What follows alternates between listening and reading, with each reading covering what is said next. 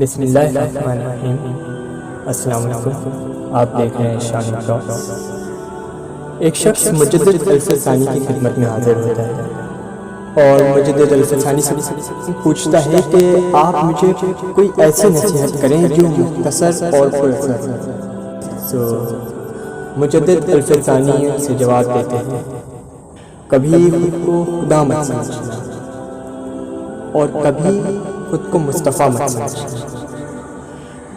سوال پوچھنے والے نے بڑی حیرت سے پوچھا کہ میں مسلمان ہوں، میں خود کو خدا کیسے سمجھ سکتا ہوں؟ نہ میں خود کو کبھی مصطفیٰ سمجھ سکتا ہوں، نہ میں کبھی خود کو مصطفیٰ سمجھ سکتا ہوں، تو یہ کیا ہے؟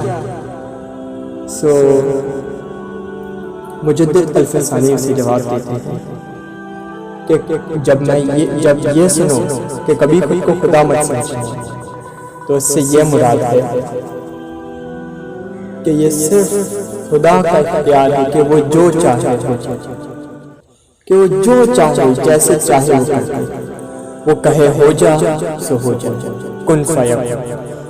لیکن تم بندے ہو، تم خدا نہیں ہو، تم رب نہیں ہو، تم جو ارادے کرو وہ ارادے ختم ہو سکتے ہیں، وہ ارادے ٹوٹ سکتے ہیں۔ ان ارادوں کے ٹوٹنے پر تم خود نہ ٹوٹ جانا۔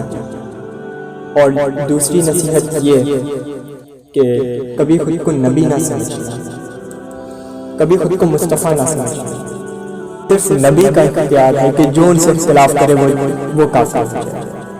کوئی اگر تم سے اختلاف کرے تو اسے کبھی کافر نہ کہنا، کیونکہ صرف نبی کا اختیار ہے کہ جو ان سے اختلاف کرے وہ کافر ہے، اور یہی بندگی کی حقیقت ہے۔ مجدد الفسانی کے کچھ اقوال یوں ہیں کہ جس گناہ کے بعد ندامت نہ ہو اندیشہ ہے کہ وہ اسلام سے باہر کر دے۔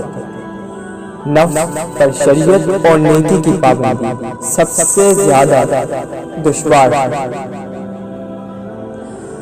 دنیا کی محبت آخرت کی رغبت سے دور ہوتی ہے، اور آخرت کی رغبت اعمال صالحہ بجا لانے سے وابستہ ہے۔ اس غرض کو مٹا دینا جو کفر سے وابستہ ہو کمال دین